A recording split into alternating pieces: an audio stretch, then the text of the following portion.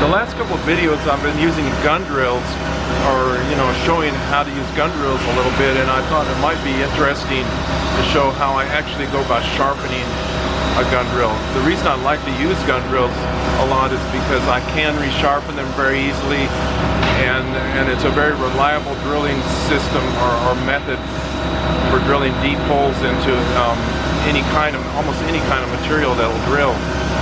Especially in exotic materials like Inconel and titanium and stainless steels. Some stainless steels, it doesn't give you troubles like maybe a long coolant-fed twist drill might give you. It's a slower process than drilling with a twist drill. Usually slower, but it's more reliable, and if you do break the drill for some reason, you can always seem to get a gun drill out of the hole, whereas if you break a long coolant-fed twist drill, you pretty much either scrapping the part or going to an EDM shop to get that drill burned out of the hole. So those are the reasons I like to use gun drills, as well as a gun drill. I'm going to show this one. This is a pretty good size gun drill, just so we can see what's happening. I've sharpened all the way down to like 3/32 diameter gun drills, and all the way up to bigger ones, 1 inch, over an inch in diameter. This is a normal size. I think it's about what does it say on here? They don't specify the diameters. Oh, this is a .629. It's a 16 millimeter, I guess.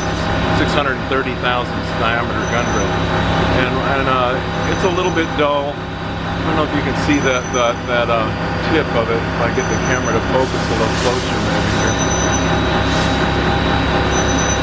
Maybe not.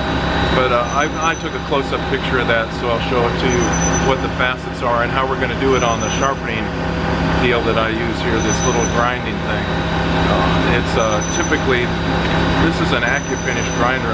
I'll show a picture in the video of it, and they make a gun drilling sharpening attachment for it, and that's what I use. And like I said, they're pretty easy to sharpen if you have the right equipment to do it, and you can sharpen them over and over and over again. It's quite a bit easier to sharpen than a twist drill, although I have this grinder over here, this 5-axis tool and cutter grinder over here, so I could sharpen twist drills, but you need a lot of different size collets to sharpen twist drills properly, so they're run concentric, or some kind of special chucking arrangement, which I don't really have for over there. I mostly make end mills and tools like that, and they have standard size shanks. But if you're going to be going and sharpening these kind of tools, you would need a whole bunch of different diameter collets or some way to hold the drill. You can't even hold them in a collet because they have this big shank on it, so you got to have some kind of special chucking arrangement for this type of a tool. And the spindle on this machine here, it doesn't go all the way through, so you can't stick the tool in from the back to stick it out either. So that would be a real problem there. So I like using these. I've used gun drills for a number of years, and I've had really good success with them. I drill with water-soluble coolant in CNC machining centers with these. It's not the most ideal coolant to use, and it tends to have an effect on your drilling performance. If you were typically gun drilling is drilled with either straight oil as coolant, like a cutting oil of some sort, and these surfaces on the gun drill actually act like bearings, and it supports the tool. The tool actually supposedly doesn't come into contact with the material when you're using oil because of the pressure and the flow of the oil.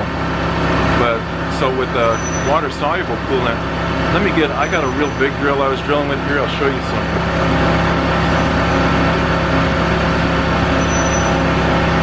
Now I was drilling a hole with this drill in the horizontal mill that's behind the camera right here, and I don't know if you'll be able to see this, but see the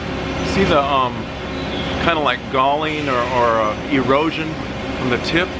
This is what happens when you're drilling. Like I was drilling 316 stainless steel with this, and it drills it fine, but it wears out the tip like this. It kind of erodes away the carbide. I don't know if the metal welds onto the carbide, like in the atomic level or something, and it erodes it because the coolant I'm using is not really the proper coolant to do this with. And so this is what happens to the tips on bigger drills. The bigger drills are more problematic because my coolant system doesn't flow the amount of volume that you need. With a gun drill, you need a high volume coolant system.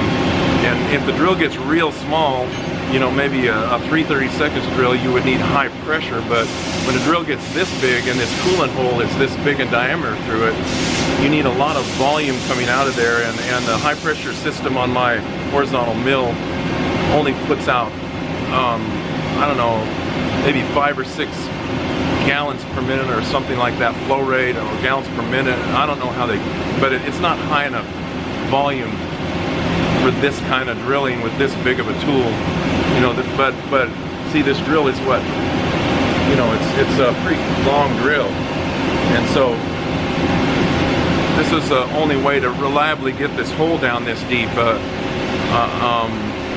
Even a spade drill or something, I think I didn't have another gun drill, and I ended up drilling some of the parts with a spade drill, and man, I went through a lot of spade drill tips. I even broke a spade drill, broke the tip off of it and everything, because this is a deep hole. This, I think it was and I don't know how long this drill is, but it's a good maybe 20 inches long, and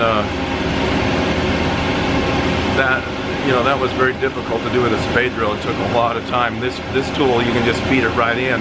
They're slow. You can feed it a slow feed rate, but it's consistent. You don't peck at it. In fact, you can't peck at a gun drill. It won't do it that way. So typically it takes longer to do it because the feed rate is very slow. It's probably a 0.5 per revolution. Depends on the material you're drilling. But you just feed straight in and keep feeding and feeding, and until the hole's done and you pull the tool out. And so I've had very good success with it, but it's a little more time consuming, but it's more reliable than a twist drill for drilling deep holes. So let's go to the grinder, and I use an optical comparator to do part of this too, which you don't have to do it that way. It can be done without one. Now I'll show how that's done, but it's just easier, and I've sharpened a lot of these this way, so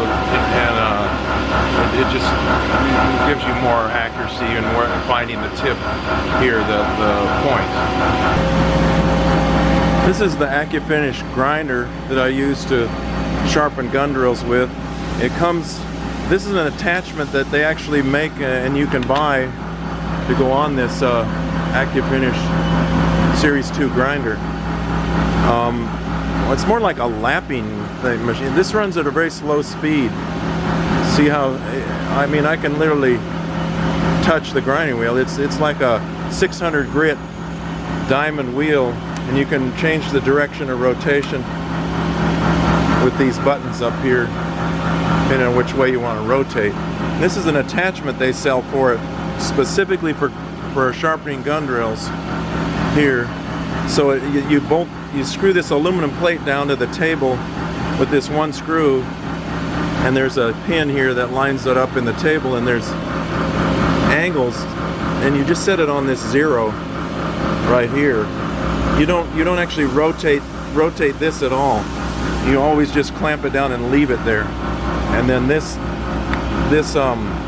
V-block like clamping arrangement holds the drill, and you use it in various ways to grind the tip of the drill. A standard grind usually only uses the 30-degree angle here, the 0 degree, and the 20-degree angle on this side is usually the only slots used for the standard gun drill tip. So you would start here in this one, and then go over to this one for the 2 primary clearance angles, and then you go back to this one for the secondary clearance, and then to the 0 for the facet in the middle of the drill, and then over here you tip the fixture on its side like this, and you use this one to grind the clearance angle for the coolant flow around the tip of the drill. So I'm going to show you in the video how to do this, or how I do it. probably different ways to do it, but with this attachment it makes it quite easy, and this grinder and this attachment makes it quite easy to grind gun drills.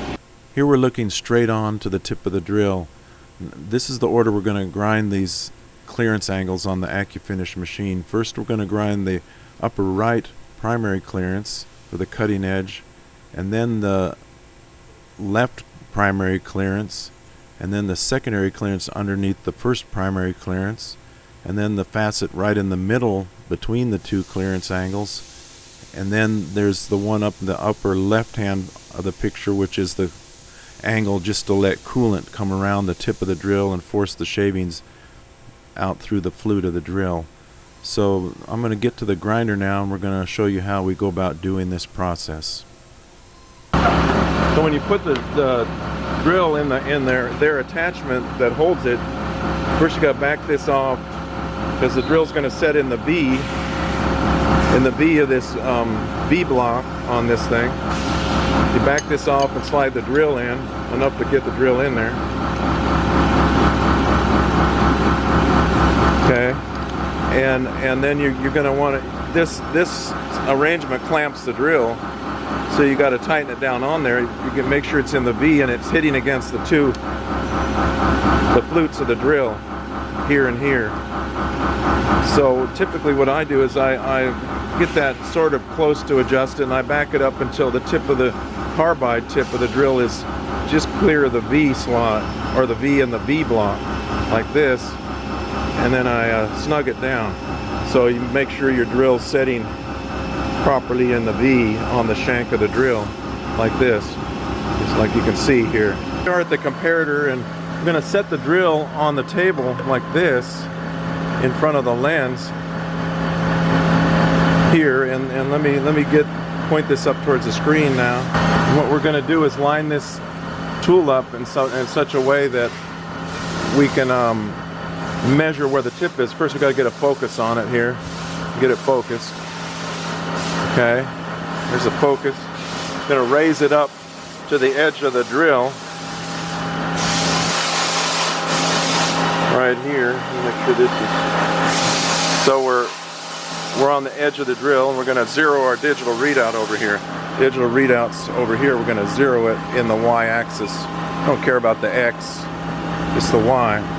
And then we're going to raise the table up one quarter of the drill diameter. All the drills are pretty much done this way. So if you take the drill diameter of 0.630 in this case, and we'll divide it by 4, that's 1/4 of the drill. It's 157 thousandths. So we're going to raise the table up. It's just shaking around a little bit. If we go back here and look, we can see. Let me maybe zoom in on that just a little bit. Maybe you can see that the tip of the drill lines up with the crosshairs on the screen here, right where the tip of the drill is. And we want to, when we regrind it, we want that same relationship. On the side of underneath the table, there's this protractor, and the first angle you're going to set it on here is going to be 12 degrees there. Clamp it. That's going to be for the first facet on the drill. The first two angles on the point of the drill, which is going to be this angle here and this one, you're going to use the 30-degree angle here and the 20-degree angle on this side. So we start the grinder, and we come up here and we start grind. It doesn't take much. This is a 600 grit diamond wheel, and you notice how slow this thing turns. This grinder, and it also has a forward and reverse, so you can reverse the direction of the grinding. Now it's going this way, and this other button throws it on the other direction. So you just want to grind the tip of this a little bit, and then you're going to come over here to this side and grind on this side. I don't bother to reverse the wheel. I guess technically you could reverse the wheel and go down on there, but I don't bother to do that. It doesn't really make that much difference. And also it's actually easier to grind this side with the wheel coming upward, because you're grinding much more volume of carbide away, and so you have to push harder. And if something grabs it, it just pushes the tool away from the wheel. So it's actually, in the end, works a little bit better, I think. And it doesn't chatter and squeal. You see how this, on this side, if you push too hard, you can hear it, see how it squeals? And then I'm not really pushing that hard. On this side, I am pushing with quite a bit of pressure on there. And we check it and see that our point, where our point is. Now I happen to get lucky and hit it pretty much there right off. So with these, we're grinding just two of the facets right now, but they're both at the same angle on this particular drill tip. Now the next facet's going to be, we're going to have to adjust this angle here on this thing to the 20 degrees there, and clamp it 30 degrees again here, this second slot. We're going to grind on here carefully. And what we're wanting is that this is like the secondary clearance on a cutting tool. So we're wanting, let me see if I can get a little more light on this thing here. Maybe you can see it better. I'm trying to get this, the width of this at a certain width that looks good. It's not that critical, but I want it a little narrower than it is right there, so we're going to take a little bit more off. This is just a by eye kind of a thing. There's no real hard, fast dimension on this.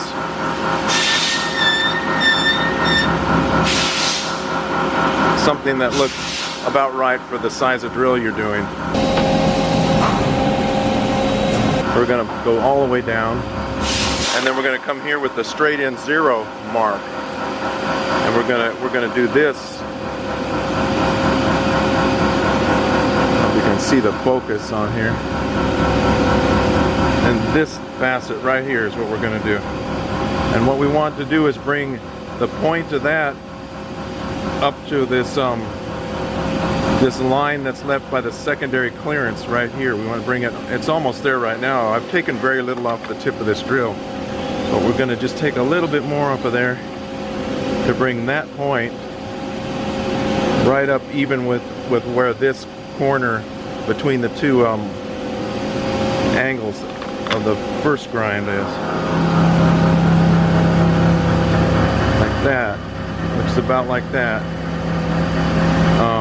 Like I say, further on in the video I'll show a close-up of this so you'll see what it looks like. Now this, we got to grind this angle here off so that this meets right down to here. And this purpose of this facet doesn't do any cutting or anything, but it lets the coolant flow around and get down the flute of the drill. And so this is very important not to forget to grind this, because if it gets too small, it's going to restrict your coolant flow coming out the hole. So that gets done over here, and usually this one's the one that takes the most grinding right here to do it. You got to take the most material off of here, so you got to push pretty hard. See how when that slipped, it kind of went up like that?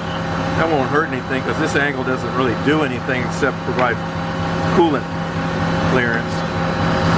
But with the wheel rotating this way, if something happens, it pushes it away from it. So it's kind of, in a way, a little bit safer to grind that way. But like I say, I'm putting quite a bit of pressure on this right now. See, I wanted to bring it down to where it meets this corner right here. It's almost there right now. I'll go a little more. This grinder takes this material off surprisingly fast. You'd be surprised how quick, and it doesn't get hot at all. I can touch that right now because this is only running about 200 RPM. I think. I'm not sure the RPM, but it's something like that. So now we're almost down to there. Take a little bit more off.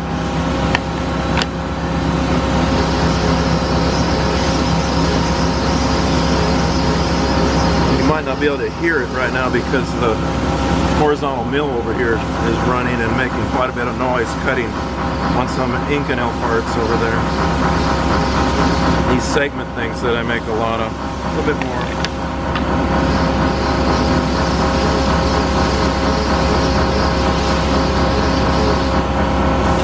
Okay, that's it pretty good now. See, it almost lines up with this, the gullet or the flute of the drill.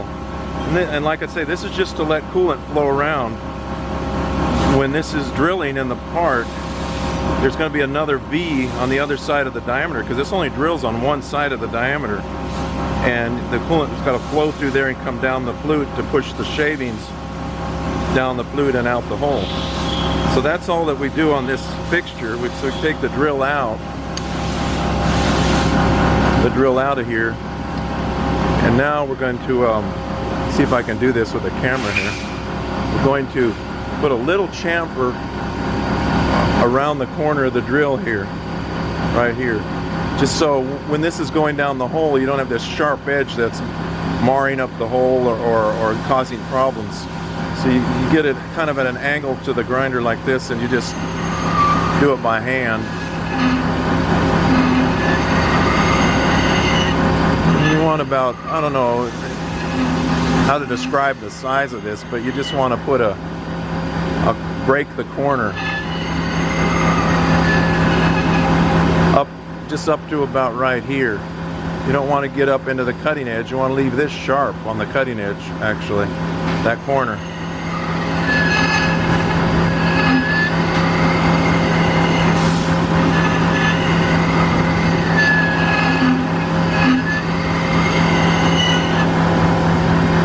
That looks about right there. I don't know if you can see that. And it stops about right here. See, this is kind of like the tip of a gun drill is not round. I don't know if you can see these in the reflection of the light here. Maybe you can. This area here is round to the diameter. Then it undercuts right here, and then it gets round again back here. So right here, the drill rides, well, actually it rides on this. You can kind of see a little bit of erosion on this drill here. This is what happens. I think we were drilling, this particular tool we were drilling 17.4 pH stainless. And in stainless steel, you have this problem. You don't really in steel or titanium or Inconel, but in stainless steel, for some reason, you have this problem of the drill being eroded. I don't know if you can see that, if it's focusing good enough on that to where you can see it. You see there's a little bit of erosion on the carbide of this tool. It's kind of, I don't know what causes that exactly, but that's where the drill rides on, and it rides a little bit here and a little bit over here on the hole. And so it kind of, in a way, the tool kind of burnishes the hole as it goes through, and you get a very nice finish with a gun drill that you don't get with regular drills too. In some materials, in soft steels and stuff, it doesn't leave quite as nice a finish unless you were drilling with oil, maybe. But in other materials, it leaves, you know, a real nice finish in the hole too. So that's really all there is to sharpening one, right there. This tool will be ready to drill a hole just the way it is. Here's the titanium part that I showed in the previous video, and this is the reason I was making this gun drilling sharpening video, just to explain that, because I showed some gun drilling being done in this part. But I didn't really have they were in a big hurry for this part to get them shipped off to Saudi Arabia or somewhere like that, and I didn't have enough time to spend to record a lot of video doing this. I wanted to, but unfortunately I just didn't have that much time to devote to that. I had to get this job out and done. So this is one of the completed parts. There was 2 of them total. So just wanted to show you a little picture of that. And, you know, if you had watched the previous videos, you might be interested in this. So thanks for watching the video. I hope this was helpful to somebody who wants to do some kind of gun drilling sharpening, maybe get some ideas on how they could go about doing it. And if this is the first time watching one of my videos, please subscribe. And to everybody else, thanks for watching.